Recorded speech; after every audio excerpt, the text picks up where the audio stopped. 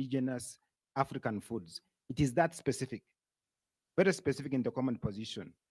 And so it was a call to member states to recognize that within our countries, diverse as the continent is, there are those crops that are nutritious, climate resistant, that we need to be able to promote. That's one. Number two, as a continent, we have a program called the Africa Seed and Biotechnology Program that is meant to promote both the production and utilization of traditional seeds, as well as improved seeds that are through conventional breeding methods, not the GMOs. But regarding to the specific number of seed banks, I don't have that information handy, but I can obtain it for you by contacting the colleague that is leading this program. Thank you. Now, Director Esterin, you are welcome. Yeah. Thank you. I'll just add to what my brother, Director Baiwa, just said.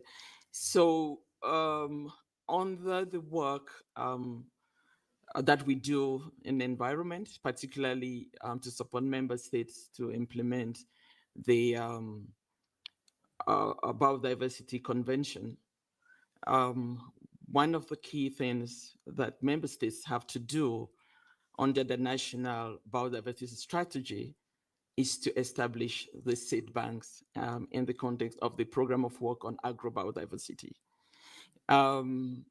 We have done some preliminary work, and in collaboration with the colleague at the Commission, to look at the state of seed banks and herbariums in the continent.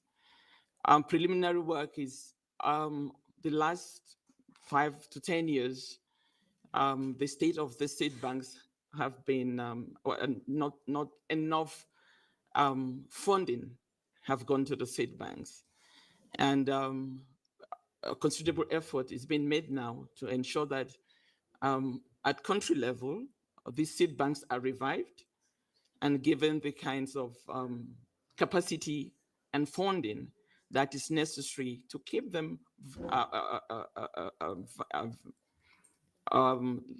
let's say, play the role that you've all been saying since morning. So we need these seed banks to house our own indigenous seeds so that the conversation on our GMOs can be addressed in a manner that respond to the wish of member states. So yes, the seed banks are really important. Observation right now is under the biodiversity strategies. Member states have an obligation to create them, and we will be working as AUD and NEPAD and the Commission to support our member states to have them. Yeah.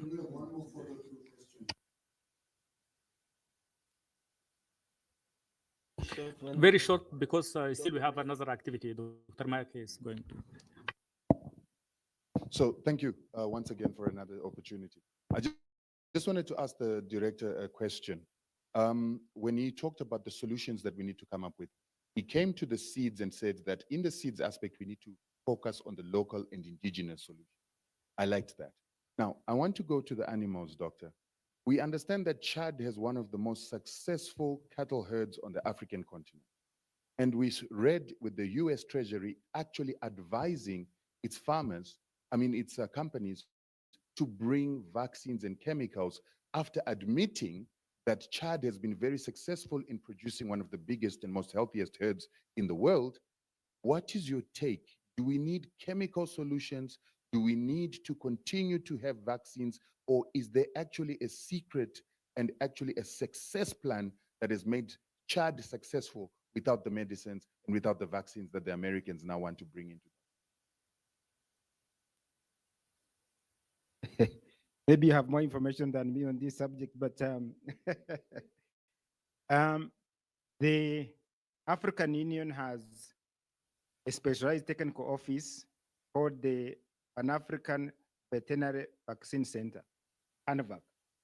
It's actually based here in Ethiopia, 40 kilometers southeast of Addis Ababa in the Brazil. No vaccine comes on this continent and is applied to African animals without going through PANVAC. PANVAC tests and certifies all vaccines that come into the continent and make sure that they are safe for utilization, for vaccinating our animals. Secondly, that center also provides training in vaccine production. So again, it goes back to the same issue that I raised around GMOs and herbicides and pesticides. They need to invest on this continent in the production of the vaccines that are adaptable to our animals. This is something that is quite serious, because if multinational companies are able to make money by selling vaccines on this continent, by selling herbicides on this continent, why can't African businessmen invest on this continent in the production of those seeds, of those vaccines, and sell to the same population where the multinationals are selling? It's a business case that can be made. So we cannot run away from the responsibility of African business people, agribusiness entrepreneurs, to produce seed, vaccines, herbicides, and pesticides to sell on this continent. We cannot run away from it. It is a reality. Thank you. Thank you so much. I think before we conclude, we come to Dr. Mayake, and this is the end of this press conference. Mine is very quick, statistics. When you have a 1 trillion GDP economy, you don't import the same as a 15 trillion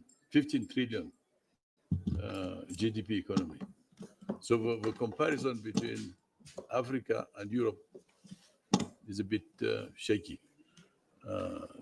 Two, agricultural value added has increased significantly in the last 10 years. Free intra-Africa trade of agricultural product has been multiplied by 3 in the last 12 years. So there is a good narrative too. You see, there is a good narrative. So I'm just throwing the stats for you to know. Huh? And now it's my extreme pleasure between my powerful sister, Commissioner Sako, my dear sister, and powerful also Director Esterine, to launch this report. This is Portuguese. Do you speak Portuguese? Which, if you speak Portuguese, you can have it. It's in English, in Portuguese. It will be also in French, and it is a synthesis of all the achievements. Can you sponsor me? So can we just take a picture, congratulate Commissioner very warmly. I'm sure it will fly very high, and we are all happy to be part of this exceptional moment. Look at the cameras. Okay, let's look at the cameras. Okay, get closer.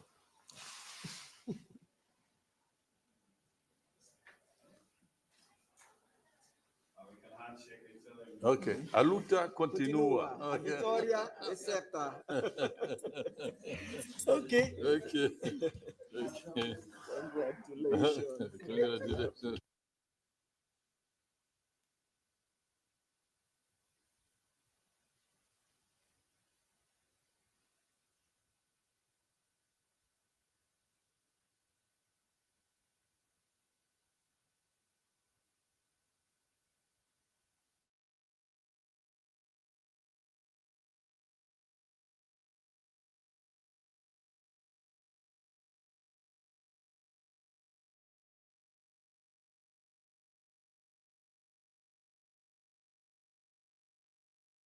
Crisis, Ukraine and Russia, so we had to take measures. So all these, were very, very difficult moment up to now, because we have the inflation, economic inflation. People cannot even afford to buy these foods. So it is important to have you to interact with the media and see the importance of this sector. My department is the Department of Agriculture, Rural Development, Blue Economy, as well as sustainable environment. And you know that climate change is one of the challenges this sector is facing in terms of feeding its own continent. So the topic we choose is the CADEP Strategy and Action Plan 2026-2035. This is the new 10 years action plan. Since 2003, our head of state and government really puts agriculture as a priority. And then we had the Maputo Declaration. We concentrated more in food security and investing in agriculture, 10%. 10 years after, we saw that the continent still had a problem to implement, because what we want is to implement, the decisions of our head of state. So we had a lot of gap in terms of implementing the Maputo Declaration. Then in 2014, we came out with the Kampala, Maputo, and then Malabo Declaration. Came out with Malabo Declaration. Our head of states made a bold strategy with 7 commitments. A lot of progress was made, but we're not on track, on ending hunger by 2025. So that's why 10 years after the expiring of our Malabo Declaration, which is this year, last year, we started with my team, we started reshaping the new Kampala Declaration, which our head of state and government just endorsed it now in January 9 and 11 in Kampala. So we came out with a bolder concept, the strategy 2026-2035, with more inclusive. It was very inclusive, very equitable, and we had a lot of consultation at the regional level. So when we're shaping or drafting this our strategy, we really wanted it to be African-led strategy. We worked with my team, director is there, the head of division is there. We work with the 5 regional RECs, because this is our agenda, this is our priority, this is our policy. So let Africa say what we want, not people to say what they want for us. As an Pan-Africanism, and I'm proud to say I am a Pan-Africanist because I like my continent.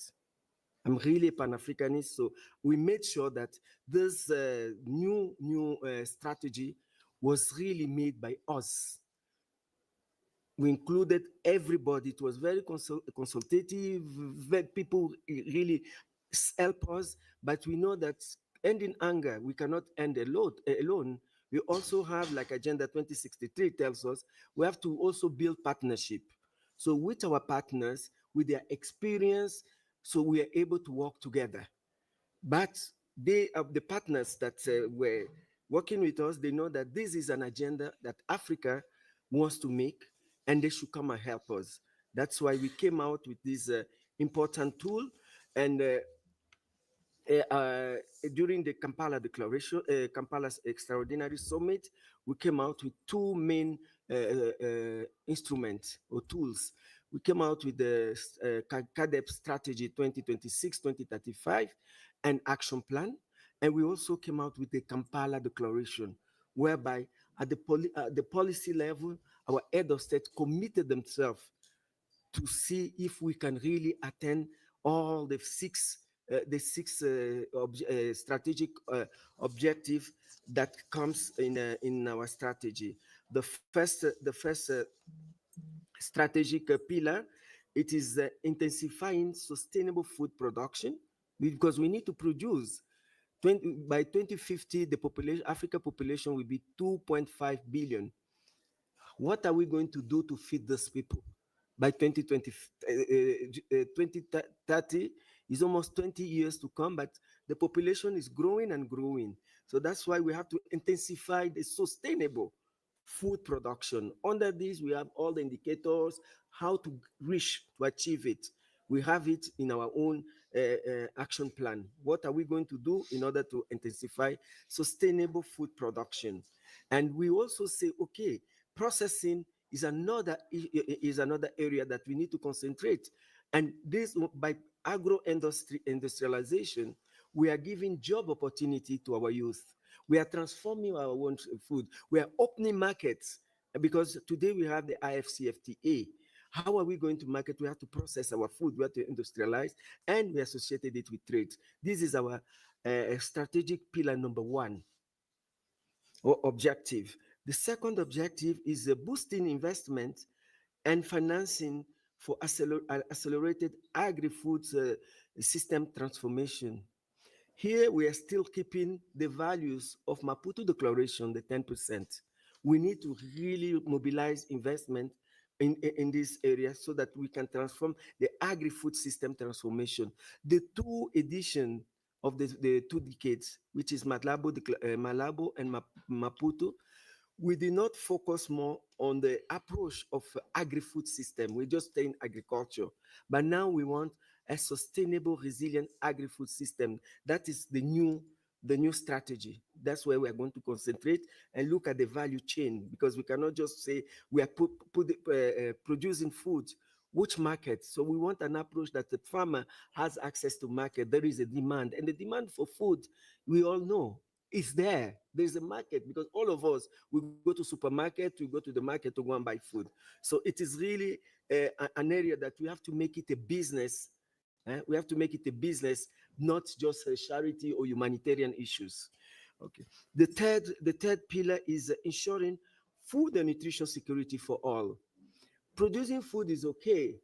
What is the content of the value of that food in terms of nutrition? That's why Malabo did not focus on nutrition. But we have to make sure that the food we are producing is nutritious food, that our population are not sick, that we make sure that they have, the 3 square meal that is really good for their own health. So we're looking at it, because when we talk of nutrition, nutrition is a matter of agriculture, because it's the food we eat. So we can prevent diseases, when we produce good food for our population. The 4th one is advancing inclusive and equitable livelihoods. You know that 70% of our population are rural. They are poor farmers, and most of the labor there, it is women. So we need to include women on this conversation. So that's why we say inclusive, and we say inclusive and equitable. Women, because women parity. Women do a lot. They play a very important role, on the farm, but they are not really, empowered. That's why we put women, and we also put the youth to attract youth. And also, well, when we were trying to shape this one, we were talking about marginalized people, but during Kampala Declaration, they say it's not marginalized, but vulnerable people. But handicapped people, vulnerable people, we should include them in this conversation to navigate with us. And the 5th one is building resilient agri-food system. That's where we look at the nexus between environment and agriculture. What impact climate change does? We are rain-fed. Our model of production is rain-fed. Now with the drought, what type of resilient program that we can put, to support, to start continue producing even when there is drought? Yesterday we had I commend the Ethiopian government to organize the conference, the first conference on irrigation and food resilience, to produce a resilient food production. So that is why, even if we have drought, we have to make sure that farmers have access to irrigation.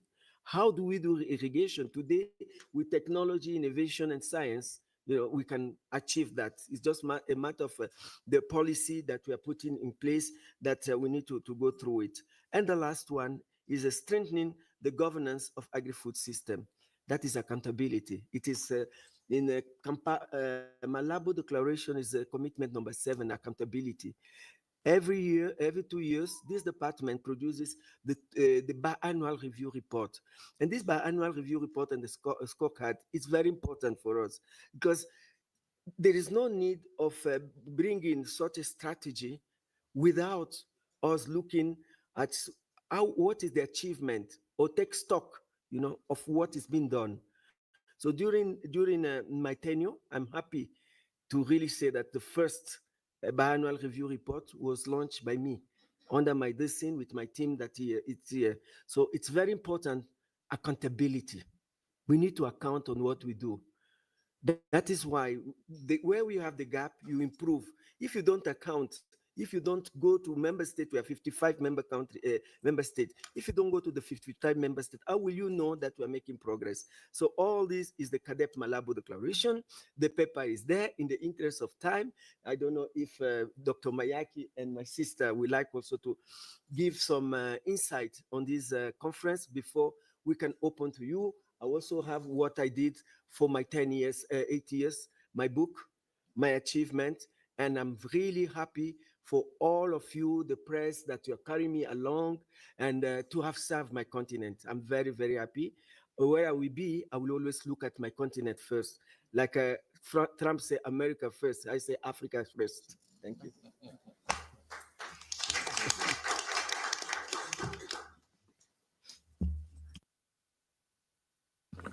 Thank you, Commissioner. Now the floor for Dr. Mayake. You are most welcome. Thank you very much, Commissioner. It's an honor and a pleasure to be here with you and to focus on the considerable achievements that you have made during your tenure. And I use the qualification of considerable because it is considerable. I mean, you moved the continent from the implementation of Malabo to the design of the Kampala strategy. So you covered 20 years of Africa's agricultural transformation. And you did it, and I'm a witness to that, having worked a little bit more than 6 years with you. You did it with tenacity. You did it with extreme motivation, with high competence, and with a sense of partnerships. And all these factors contributed to these achievements, which I call considerable. And now Africa has a substantial strategy, which is not only for agri-food systems transformation, but is also for industrialization. We tend to forget that the industrialization of this continent will come from agri-food systems transformation. And all what has to do with manufacturing, all what has to do with artificial intelligence, machine learning, digitalization, when it is inserted in agri-food systems transformation, will lead to industrialization. So you not only had an impact on agricultural transformation, you had an impact on blue economy, you had an impact on sustainable environment, and my sister, Director Estirin, will certainly refer to that. And these impacts, if you link them all, they reflect the achievements of the AU Commission as a whole, because this department is the biggest department of the African Union Commission. So the impact of this department has a consequence on every department's impact. It is the backbone of the African Union Commission strategy in CFTA, in health, etc.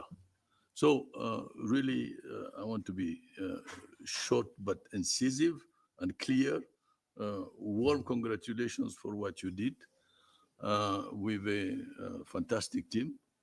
and working as a team, delivering as a team, and having always, and I make a special mention of that spirit of Pan-Africanism, because the role of a commissioner, beyond being technical, is to also have a political dimension. And the content of a political dimension is exactly Pan-Africanism. So you leave a huge legacy, and our hope is that this legacy can be promoted, increased, enhanced, and still be implemented. And we will absolutely remember you as the commissioner who took us from Malabo to Kampala and beyond. Thank you. Thank you.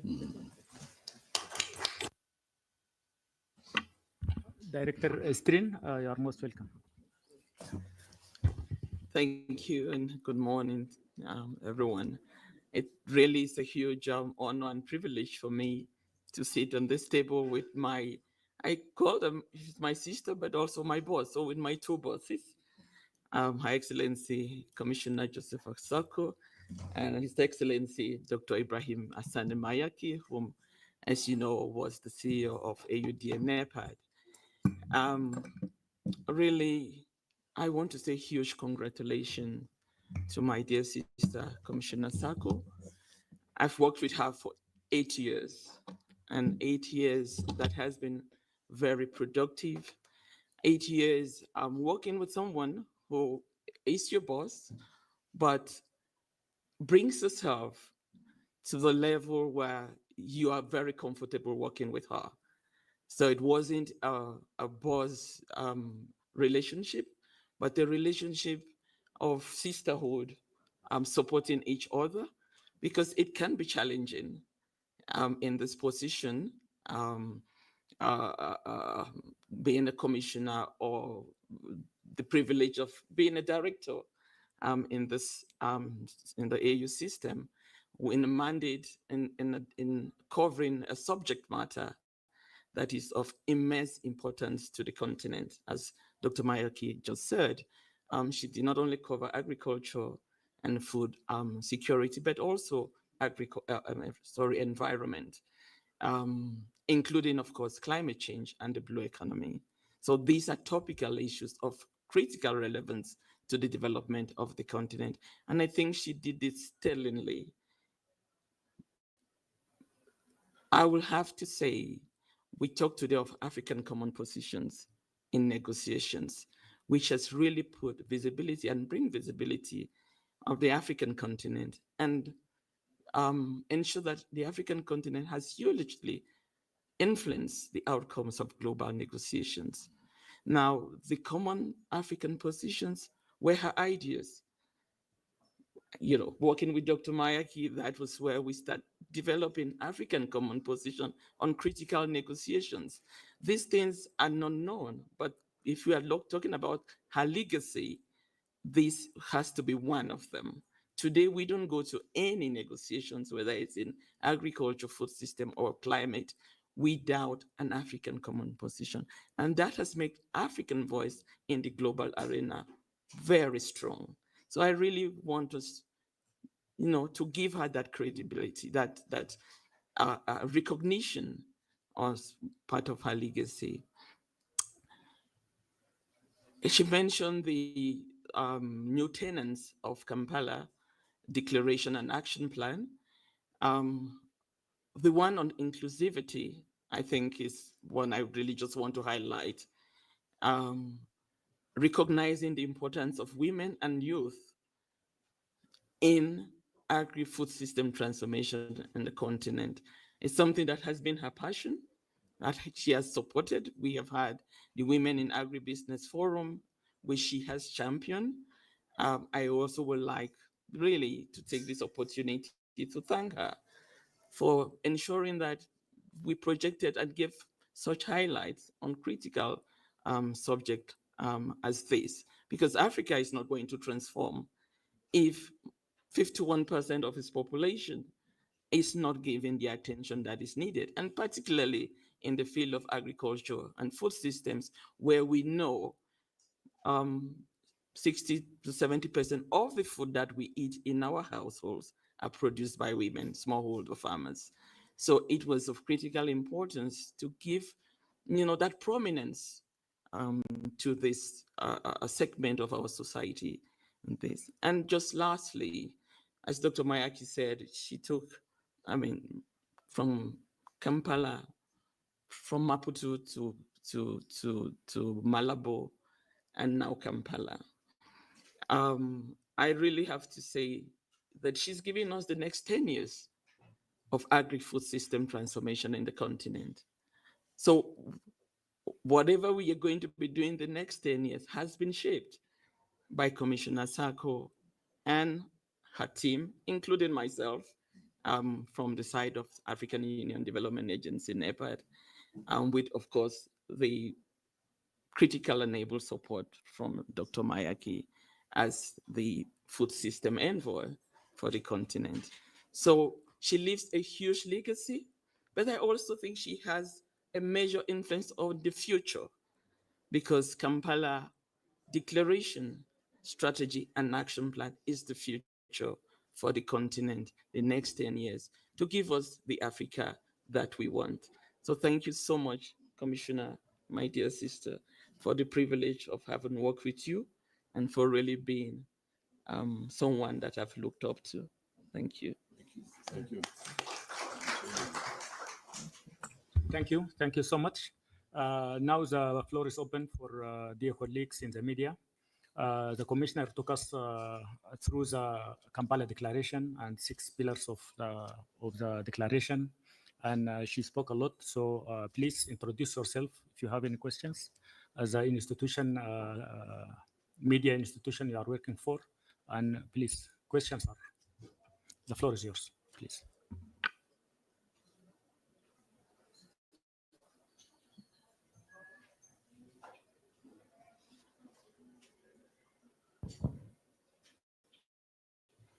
Madame le commissaire, nous vous remercions pour votre propos. Il a été clair, explicite. Nous saluons vos efforts à la tête de la commission.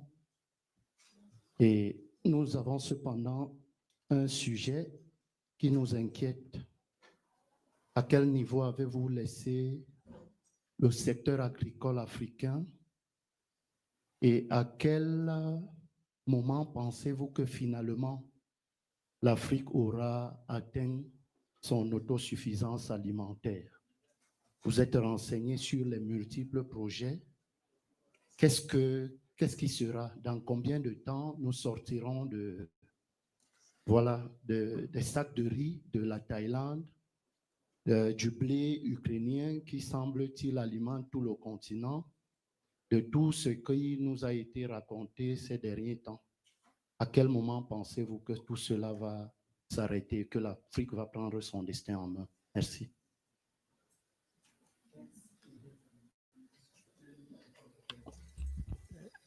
Je ne sais pas si je vous réponds en français ou en anglais. Il y a la traduction. Je suis plus à l'aise en anglais. Vous comprenez l'anglais? Oui, je comprends, mais j'aurais un effort à faire. OK. Non, je peux parler en anglais. Est-ce qu'il y a une traduction? Yes, there is. OK. Donc, merci pour la question qui était très pertinente. C'est vrai que je laisse l'Union africaine avec sentiment de mission accomplie. Parce qu'ici à l'Union africaine, nous ne sommes pas une agence d'exécution de projets, mais nous sommes une agence qui formule, qui élabore le programme, les politiques communes, comme a dit ma sœur Estérine. Donc nous, c'est la politique. Parce que si on ne s'organise pas, on n'aura pas atteint nos objectifs. Il faut une vision, et la vision est faite ici. Donc, je suis contente que je laisse un instrument qui est la stratégie des CADEP, de CADEP, qui est très connu en anglais, des CADEP, le PPA. Donc, c'est cette stratégie-là, c'est une stratégie de 10 années. Elle a des indicateurs. comment les 6 piliers, les 6 piliers peuvent être mis en œuvre. Et quand tu mets en œuvre ces 6 piliers, hein, parce qu'aujourd'hui, avec mon départ, ce n'est pas inventer un programme, comme on dit en anglais. We are not here to invent the wheel. The wheel is there. Whether they like it or not, the new elected commissioner is supposed to follow, to implement what our head of state. I did not invent it. It is demand-driven. It is our continent, our cadre, our scientists that shaped that document. So what I'm happy is that for us to mobilize, today there is a new order. You saw what Trump is doing, people that depend on UN, USID, that was really very supportive in this department. But today, we don't have it. So it is time, momentum, that people should take, Africa should take the destinies in their hand. They should not come and sell this instrument, which is the Kampala Declaration. They should implement it. If they implement wherever I would be, I'll be very happy. At least the way we shaped it for 1 year, we know that if we align, the first thing is to look at how can we domesticate that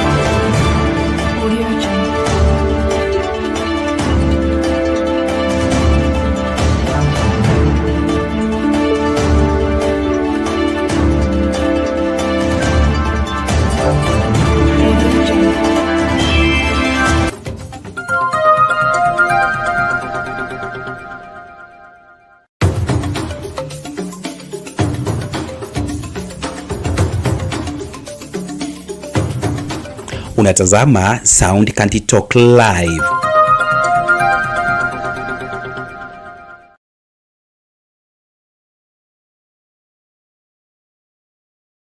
At Sound Candy Talk, we provide live UHD broadcasting for church services, talk shows and podcasts, weddings, live band, products and services launches, webinars and trainings, Zoom meetings, conferences, seminars, exhibitions, and virtual concerts.